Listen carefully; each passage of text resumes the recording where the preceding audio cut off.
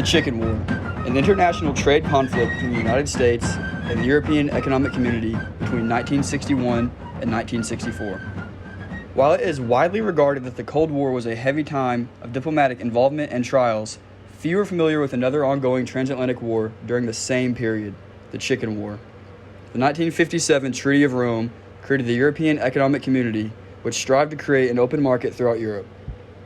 Among this treaty's pinnacle contributions was the establishment of a common agricultural policy, otherwise known as CAP, which would have established agricultural subsidies for its member countries, as well as eliminate internal tariffs. Today, CAP is one of the European Union's most highly debated policies. The United States, Europe's biggest supporter at the time, was a major proponent of CAP. However, this was not without limitations. The creation of a single agricultural market in Europe would subsequently mean short-term losses for American imports. New barriers to trade would be introduced, hindering U.S. trade relations with some of its largest partners. American chicken farmers, in particular, were in for a rude awakening, according to Ernest Coeg, the Assistant Agricultural Attaché for the United States Mission to the European Union from 1964 to 1973.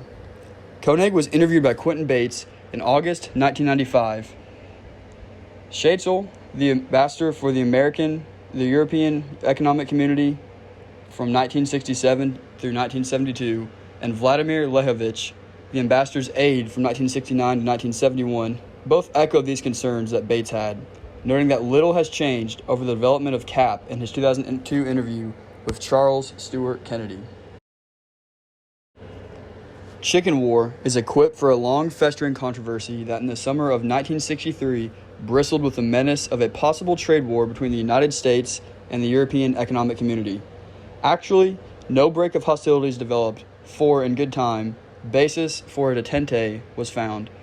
This entailed resort to a dispute resolution machinery made possible because of the existence of an organized international forum in which countries have gained experience in the tasks of harmonizing trade interests.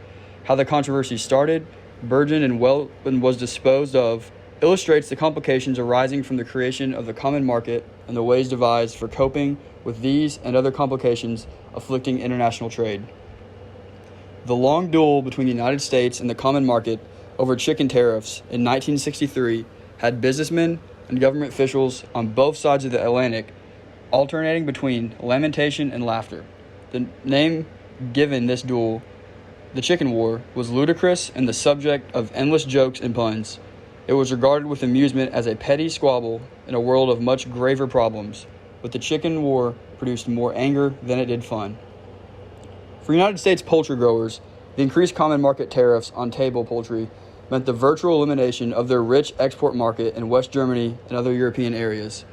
For both Europeans and Americans alike, hoping that liberal trade policies would emerge from the trade negotiations next spring, the war was an ominous portent. The Chicken War began in mid-1962 when the 6 member nations of the Common Market, which included France, West Germany, Italy, Belgium, the Netherlands, and Luxembourg, raised their common outer tariff on poultry to 13.43 cents a pound. In Germany, the biggest market for American chicken exports, the tariff had previously been 4.8 cents a pound. The duty is a variable one, intended to serve as a barrier to chicken imports. West Europeans, particularly West Germans, were importing chickens in large quantities from the far more efficient American producers. The tariff, in large part at least, was intended to encourage the development of German poultry growers and to contribute to the agricultural self-sufficiency of the European Economic Community. The new tariff effectively wiped out the price advantage of American poultry raisers, and their exports began plummeting from the beginning of 1963. It is estimated that these exports will be down at least 66 cents per year from the 270 million pounds shipped abroad last year. There was wide disagreement on the dollar damage the new levies would inflict on the United States exports. The common market said that the loss would amount to only 19 million. The United States government declared that the loss was closer to 46 million. Poultry exports insisted that their losses would be higher. The American poultry industry, centered chiefly on the Atlantic seaboard, made vehement protests. The complaints reached receptive ears in Washington, for much more was at stake than the loss of just chicken exports. Administration officials feared that the Chicken War was the first step in a general high tariff, protectionist agricultural policy for the European Economic Community. The common market countries now purchased $1.25 billion in United States farm products a year, accounting for about 1/4 of all agricultural exports. A sharp drop in these exports would severely aggravate the United States' unhealthy international payments position. The Chicken War raised doubts as to whether the West would be able to proceed down the path of liberal trade, a path which seemed likely in 1962. Many businessmen, American and European alike, feared that this dispute was a first cloud in a new storm of protectionist activity. In the 18 months following the institution of the CAP, animosity between the US and Europe began spilling over into other areas of international diplomacy. During a NATO debate on nuclear disarmament, Senator William Fulbright interrupted the discussion to protest the poultry tariffs. The talks became so heated that Fulbright threatened to withdraw US support from NATO. In the fall of 1963, the United States agreed to submit to arbitration by a panel of experts convened under the auspices of the General Agreement on Tariffs and Trade. The panel ruled that the losses incurred by the United States due to the common market levies amounted to $26 million. Shortly after he assumed office, President Lyndon Johnson imposed a 25% tariff on light trucks, brandy, dextrin, and potato starch.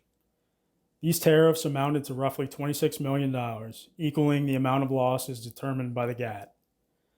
The new duties affected West German trucks, French cognac, and Dutch potato products.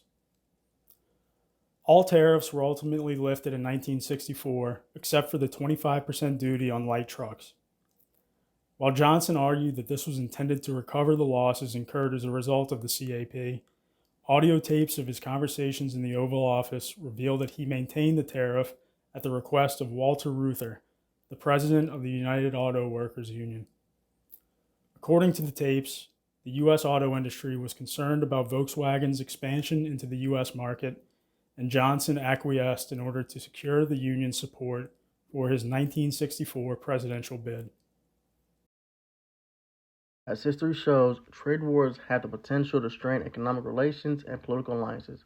Policies placating industries seeking to gain an advantage can also make for long-term losses in overall welfare. It is therefore not radical to suggest that trade wars pose a serious threat to global growth and stability. On June 1, 2018, former President Donald Trump introduced a 25% tariff on all imported steel and 10% on aluminum. Mexico and Canada responded with their own tariffs. The EU retaliated with tariffs against key U.S. exports such as orange juice, whiskey, and motorcycles.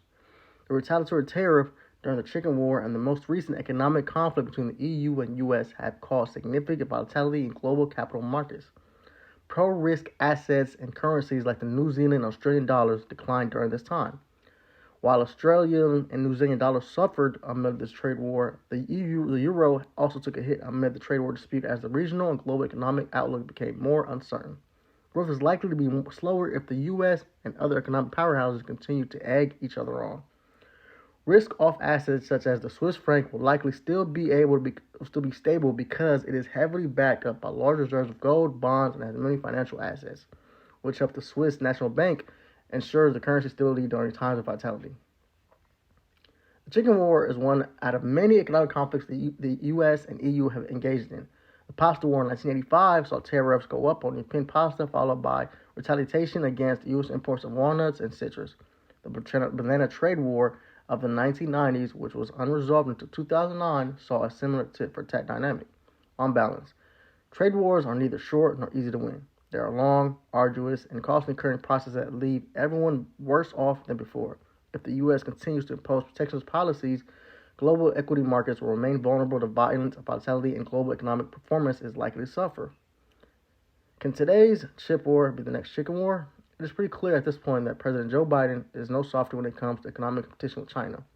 His administration has rolled out stiff export restrictions, maintained tariffs, advanced a big industrial policy revamp, and approved massive new subsidies that aim to bolster U.S. manufacturing might.